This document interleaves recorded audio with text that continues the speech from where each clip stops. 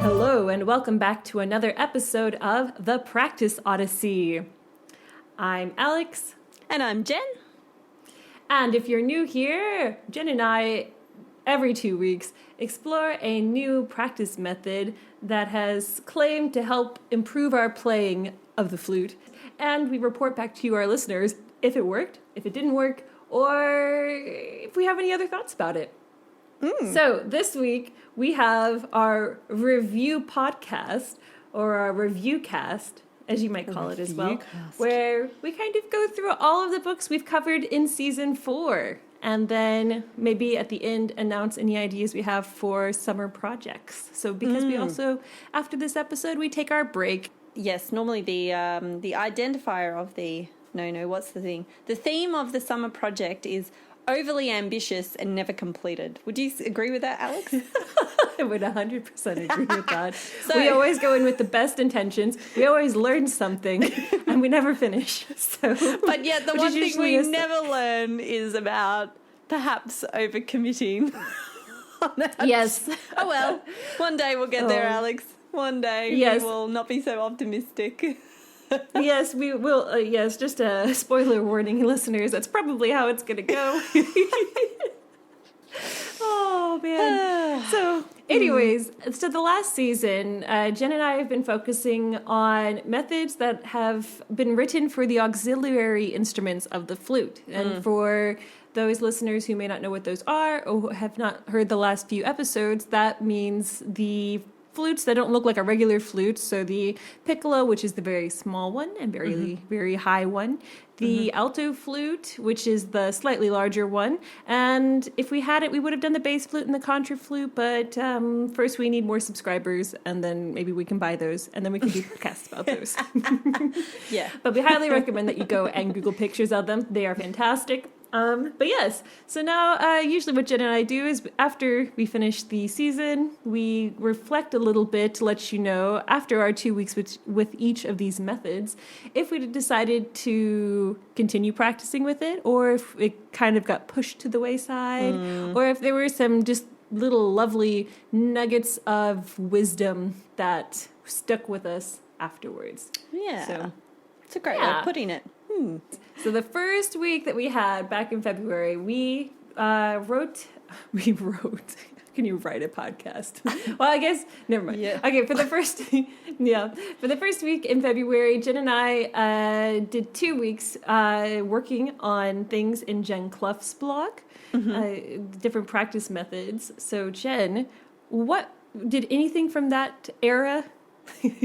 Like 2 months ago or so. Did any of it stick out to you? Did any of it stay? Yeah. Was it like amazing? It does seem like a very long time ago. It does. Now, yeah, there was a bit of an interesting choice to add onto the auxiliary instrument podcast season, but my remembrance of how the thought process behind this went was Jen Clough has just an encyclopedic knowledge of the flute and flute repertoire and practice methods and practice ideas that we felt pretty darn positive that a lot of stuff on her website could be applied to auxiliary instruments of the alto or piccolo. So we went and checked out her website, which is so expansive, it is a bit overwhelming at the beginning. So you kind of have to go in, I think the thing I found about it is you really have to go in with an idea about what you want to know about, or maybe just have fun browsing it. But I went in with an idea about what I wanted to find out her opinion on, because a big thing which has come up through the various Odysseys we have done over the seasons, it has been years now, too. It has been years. Oh my gosh, Alex. Wow. What an Odyssey. We're going to start rivaling the Odyssey. How long was the real Odyssey, actually? Homer's Odyssey. A great question. Listeners, let us know. Was it like 50? I feel like it was a really long time, but 50 might be a bit. It was old enough that his baby kid became an adult, right? That's right, and something bad happened, didn't it? I think so. It's been a while. Last time I read that was in like 7th, 8th grade. So. Okay. But yes. We're going to have to research this. But the next podcast, a question which had come up a lot was how do you structure your practice?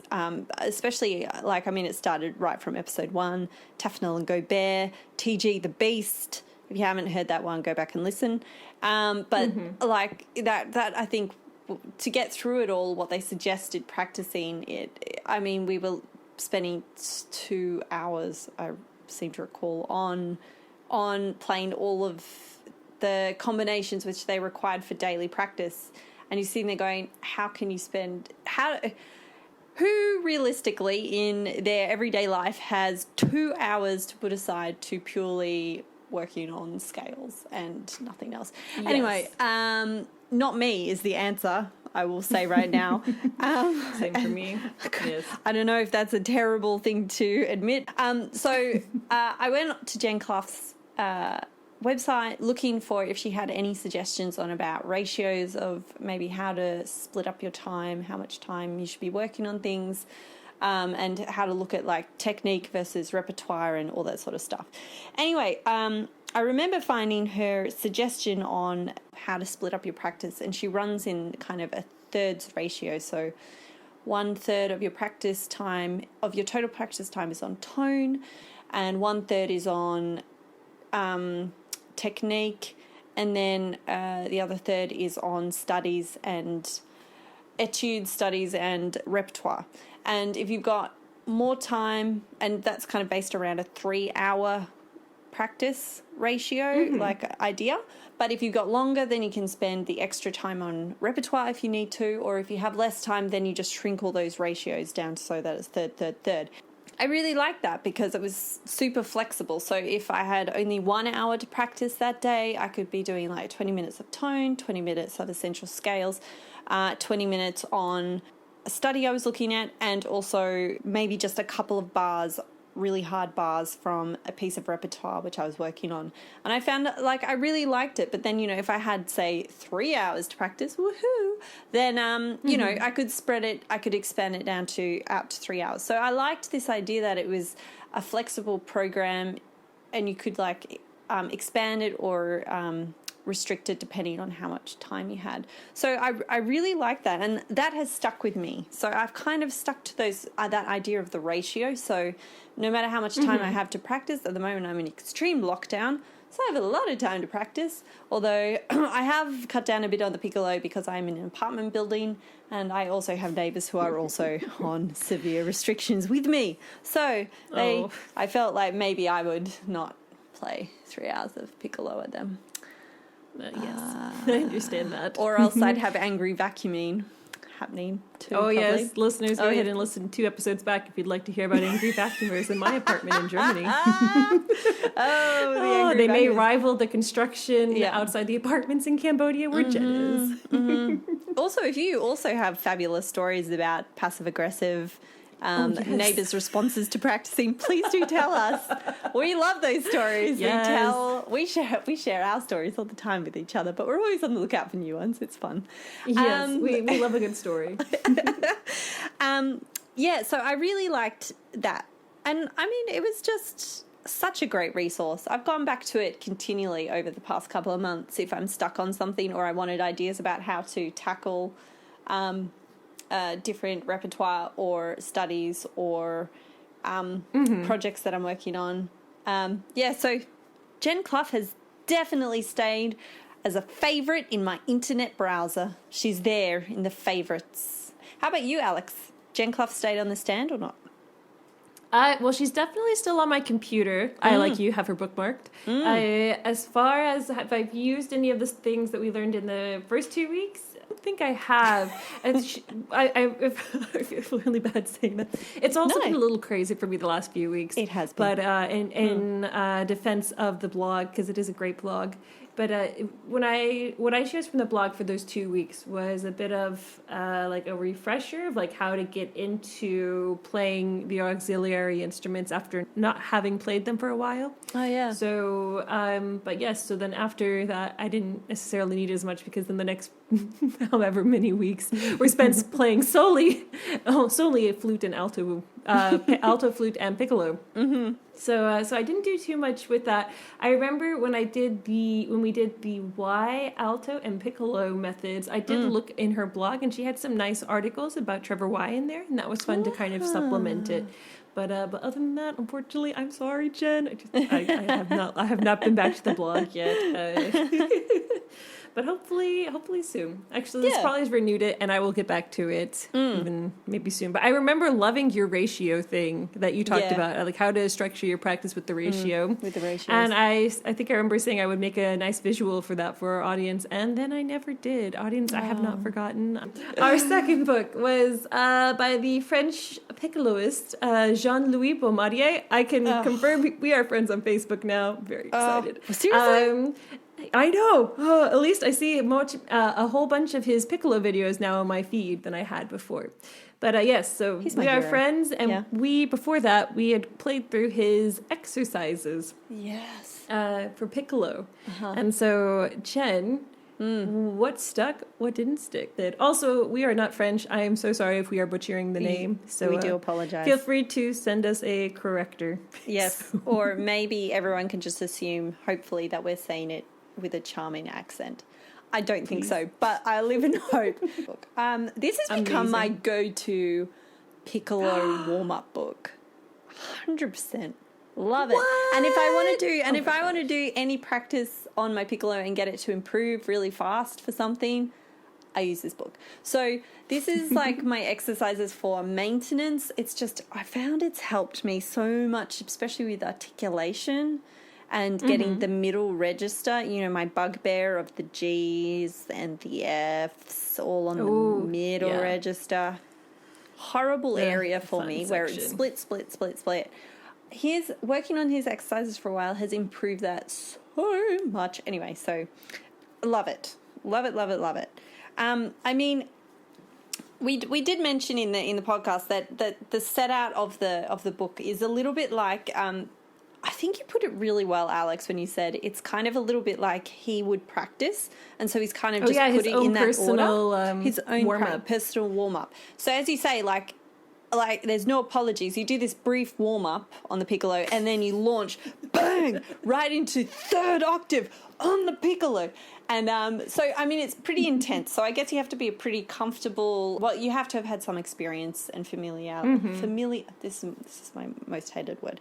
Familiarity. Did I say that correctly? I don't think familiarity, I think. That's how you say it. Okay, what she said.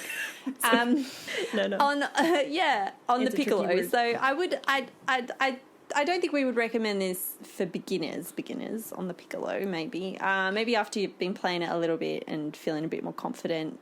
But I just love the attitude that the piccolo is this solo instrument.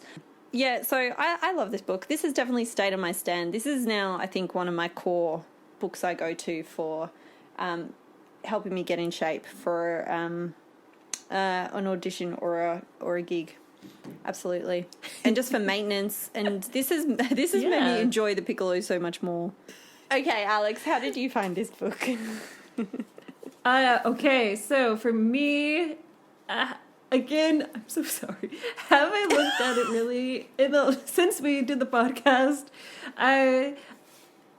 No, but only because I've been wrapped up with a lot of other projects. Yes. And yes, she has. But the moment that I have a piccolo audition to practice for, this is the first book I'm pulling out. Because after doing this book for 2 weeks, my piccolo playing has never been better. Like, intonation was on point. Articulation was on point.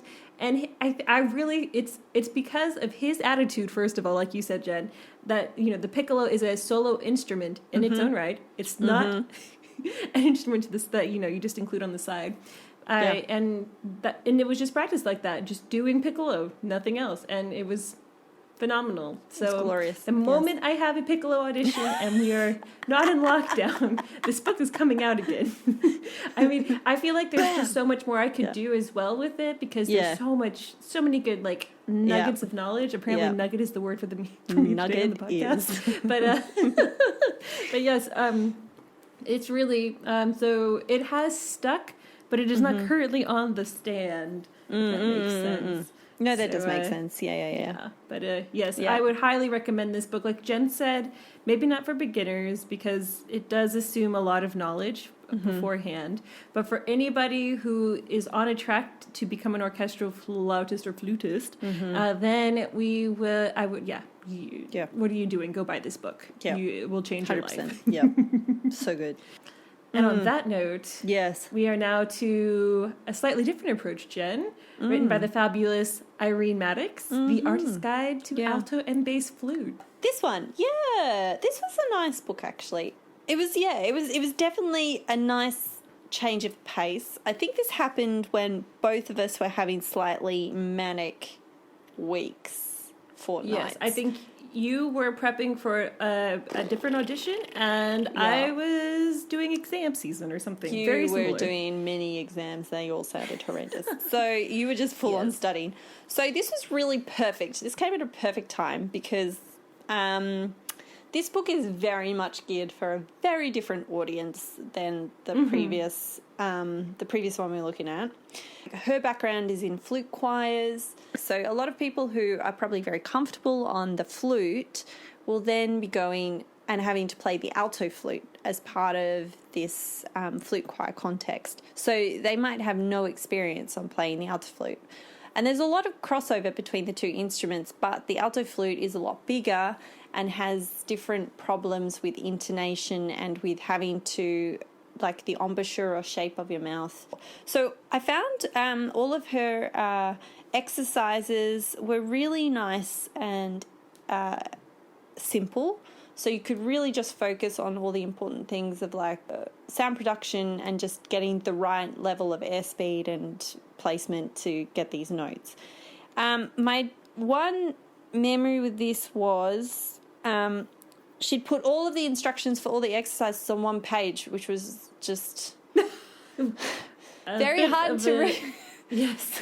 To apply everything, you had to do a lot of flipping to look, okay, what do I do for this exercise? Okay, now I go to this one. Where do I go next? Yeah. I remember that too. That was the one very minute frustration. And really it was just because I was too lazy to keep flipping the pages back. So I wrote all the instructions separately on the top of my page, which shows the level of like laziness I was feeling. But apart from that small formatting choice, I mean, really it was very nice. And I would recommend this a lot to anyone who is taking flute ensemble, or if you're interested in starting the alto flute. How did you find this? Did this stay on the stand, or will it go back on the stand when you have time? I know. I feel like I should the pattern. Yeah, I should. In the last few weeks of my practice method, but we try to keep it real with y'all. Sometimes it's a great time to practice, and you can get multiple hours in every day. It's just, and sometimes life is very stressful, and you have lots of other things. And also, we've covered so many books now that if we practiced all of them all the time, we would probably need 12 hours. This as well. Yes, so that is true. Some Which is why will we fall do by the wayside. This is true, yes. But yes, okay, so the Irene Maddox.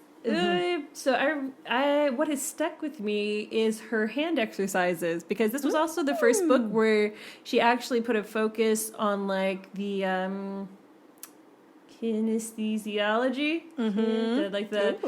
she focused on like how you should be working not only on just the notes but also how you're holding yourself, which I've always been very interested in, and I think it's also why I've been able to play so long and I haven't had any injuries from playing the flute. So I've injured myself in other ways which have hindered me from playing the flute, and none of them have come directly from flute playing.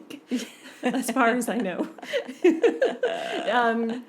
So I love that she did that, especially because when you're switching to larger flutes, they are heavier and therefore they're bringing more pressure or tension to your body, and we have to be aware of that. So I really enjoyed that. Unfortunately I have not practiced this one that much in the between time in der Zwischenzeit, they say in German, just because it's been a little busy, and the music, it was a really nice chill method to do while I was in the exam block, because it's basically just alto flute karaoke. Yeah. But Yeah. yes, I have not touched it very much in between. So, but I remember it was I however am keeping it, of course, Yes. because as you mentioned, this is a great book, I think, or a great method for any beginners just starting on these. And so when my students in the future or now and when they have an interest in it, this would be definitely something that I would use and probably help them with the directions page a little bit. Or if I started flute choir in the future, this is another one. Like, okay, if it's a young little baby flute player, here's your alto flute, here's this book, practice a couple of these, they're in the right range, and it kind of gets them ready for the idea, so that way they're not. Yeah. Because sometimes the alto flute parts in flute choirs aren't the most interesting, and it would be kind of hard for younger flute players, I'd imagine, to stay focused and practice them. But yes, after this one, we switched back to the Piccolo, if I'm not mistaken. We did. And originally, the first Piccolo method we did was the Mr. Bombardier exercises. So for this one, we went across the pond to Mr. Trevor Y and Miss Patricia Morris. The Y and Morris omnibus for the Piccolo, which, if I remember correctly, was a lot of pages. I remember the thump it made on my desk. This one, this is a great book, packed with useful information. And I think definitely one of the really important books you would need if you wanted to do Piccolo auditions, if you were interested in becoming an orchestral piccolo player. I think that's why I've kind of switched to our previous book for exercises in how to improve my technique on the piccolo. That's become my favorite one over this, because this has some nice warm-ups, but it does seem to rely a lot on you having Trevor Y's full omnibus of flute works, of flute technical works. So I guess, yes, there is a lot of overlap, but you do need these kind of other 6 books to be able to cross-reference. It's definitely geared towards people who are already very fluent flute players. What I love about it, it's an amazing resource for audition preparation. I mean, one of the amazing things in it is it's got like all of the average tempo markings for each of the excerpts. So it's nice to kind of have ballpark figure where they say, yeah, there are fluctuations in the tempo which this piece can be played at, but this is generally the average one. So you're pretty safe if you want to go into an audition playing it at this speed, if you don't have a recording of the orchestra which you're going for playing it. And yeah, it's just got so many excerpts in it. It's what is it, like 300 pages or something crazy like that? So many. It's so many. Yes. So I think this one is definitely a resource which is stays on my stand. Even though maybe I don't use it for like my maintenance or improvement piccolo, this is definitely what I look at when I'm wanting to continue to like work on my orchestral repertoire vocabulary, for want of a better word. Yeah, so that's my thoughts on this one. That's what I remember. How did you find it, Alex? Yes, so this one, a month later or so, what stuck? Being inspired for me to make a huge playlist of all of the Piccolo excerpts he includes in here. That has been very useful. So now whenever I have to prep for it, usually as part of my audition prep, I usually make a little playlist for each audition I go to. And so now I have one for Piccolo where I can just... I don't have to search as much, especially when it comes to operas and movements, where you have to do a bit of hunting to find the excerpts and to find the exact place on which tracks they are. So now I have it all in one spot. And That's since amazing. he so kindly put so many of them in one place, I was very excited. But yes, unfortunately, I have not, again, there's a common trend here, have not played too much of this one since we did the excerpts, just for the aforementioned reasons from before. So, but yes, I do like my Spotify playlist, and that has been very handy. Very nice. And yes, and it helped me kind of renew my interest in the flute omnibus from Y, Mr. Y, because it kind of shows you like how to implement piccolo aspects in there. So I found that really useful as well. Yeah. So once I'm in a place again where I can do more piccolo playing, and when I have maybe an audition or a concert or just a reason to annoy my neighbors a little extra, I will be ready. So yeah. But yeah, it was really good. And I think if you are a serious flute player, this book is referenced all over the internet, all over the web. Every teacher I've had, I think, has a copy, and professor. So I would highly recommend that you purchase it just because it's referenced a whole bunch. And so if you want to understand the references, you need the book. But yes, so do we feel that same way, though, about the Y alto flute method, the Jen? Y Morris alto book. Yes, the Y. A little smaller, but... it is. Significantly but still smaller. chock-a-block. Yeah, still chock-a-block. Yes. This one, alto. This was kind of similar to the Piccolo book. That was my thoughts on it. In that, well, in the alto book, that had lots of great advice. My favorite advice they gave me was how to check whether the alto flute you're purchasing is actually tuned properly, which I didn't know when I purchased my alto flute. But then I immediately went and checked, and thankfully my alto flute is in tune. Yes. Then where it fell down for me a bit, it didn't have any alto-specific warm-ups. It told you It did not.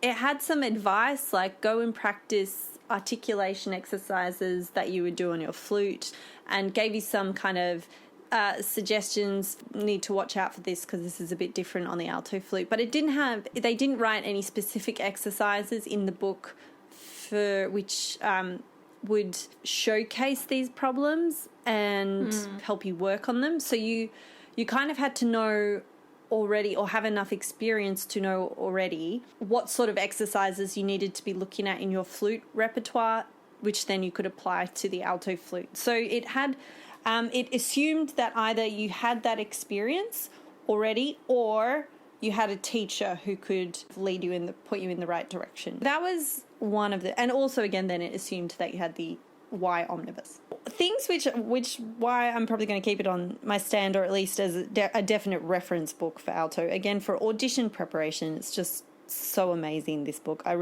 think this is such an incredible resource.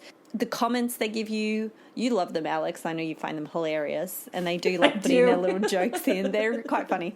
But also just the comments which they put like throughout the book over certain excerpts about what to look out for and things which often go wrong or can go wrong in these excerpts are super useful.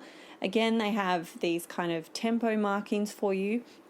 But what I love the most about it is in pretty much all the excerpts, they have a cue line underneath the whole excerpt. That's right. Where it shows you what the main instrument that you are duetting with in this section of the excerpt, what they are doing. So you can see the music which the other very important player who's playing at that moment is doing. So you can really see how the ensemble works and kind of how you need to play it so that it can complement and work with or against what's playing in the other part. So that's something which really makes this such a great resource for me. As maybe an improving my alto technique book, maybe not so much, but for learning how to prep for an audition on the alto flute, which is very possible as there's an orchestral instrument and there's a lot of chamber music written for it. I think it's really, I would, go and buy it. What are your thoughts, Alex? Yes, my thoughts. So for the alto method from Mr. Y and Miss Norris, I said those in the right order. You did? Yes, I agree with you that I wish there were more exercises, especially because the names are almost identical between the Piccolo and the alto book, but there are... At least the Piccolo book had some exercises, even though it was referenced a lot. It said to use the flute omnibus a lot as well. But in this one, there was almost none. So it was only music of a very high standard, very, as Mr. Valmadia would put it, at least from a 7 to a 15. So if you bought this and you're like, oh yeah, I want to learn how to play the alto flute, and you saw this, you would run for the hills. So yes. So I would, in that case, I would definitely recommend starting with Irene Maddox's book. For me personally, I really enjoyed this book because it was, for those 2 weeks, I didn't have much time, so I basically just chunked out all the pages and set them each for a day, and I would just practice them on the day, and then I was done with it. So I could cover all of the music in the book in 2 weeks. That was an epic practice odyssey. It was. But yes, it really, but I found like it was such a great compendium of alto flute music. Ooh, great word. And really testing all of the different aspects of how it can be played with different rhythms and different articulations and different styles. So I really enjoyed that, and I enjoyed my very stressful flute karaoke for the time that I did do that. Like I've said before, I think as soon as I have another audition for alto flute, this book also comes right out. And just to read over some of their funny quips about, how to approach the different excerpts. And yes, like you said as well, how to test the scale of my alto flute to make sure that it's in tune or if it needs a checkup. So, yeah. But fortunately, my alto flute is also in pretty good nick. So, or hooray! You say that it's like in good shape. So. Yeah, it's in pretty good nick. Yeah, I think that is it, listeners, for our wrap up of season 4. Yeah. So, we hope that you maybe found it helpful and learned something. We hope you learned something. Yeah, especially for all of our longtime listeners. But I think first we need to talk about our summer project. So, Jen. Our optimistic summer project. We are going to work through Practisma. Right, which is a practice journal which runs over 16 weeks by Susanna Klein. And the idea is that we will be looking at efficiency, empowerment, and joy for musicians. So we've purchased a copy of her practice journal, which you can find online. We'll put the link below in the show notes. But basically, we're going to be working through... I must confess, because our summer holidays doesn't go for 16 weeks as much as we would love the idea of that. So we've kind of already started. We've been doing it a little bit during our other Odysseys, but we're hopefully going to have it finished or be pretty much at the end of the 16 weeks. And we can let you know how that went, whether we did feel we were more efficient, empowered and joyful in our music. Yeah, it should be fun. And maybe for the first time, when you hear again from us listeners, Jen will no longer be... Oh, yes, you might have done it. And Jen also might no longer be in Cambodia. Thank you so much. We really love and value all of your support. Thank you so much for all of our subscribers on YouTube. Oh my gosh, you guys are chalking up the little numbers over there. Let us know what you think. You can write to us on our YouTube channel, The Practice Odyssey podcast. We're on there. Just search it and like and subscribe or leave us a comment. If you are not a YouTuber person, then you can write to us by Gmail at thepracticeodyssey@gmail.com. You can find this podcast anywhere you find podcasts. Jen and I work tirelessly to make sure it's available wherever you are to make it as easy as possible. If you find a platform where we are not, let us know and we will work on it so that we are there. Yes. Music in this episode was written by me, Alessandra Woods. And the show art is from the wonderful, fabulous Ivan Potter Smith. So, and on that note, listeners, thank you so much. We will be back. We will be back in August. So stay tuned. Thanks so much again, and we'll catch you next time. Take care.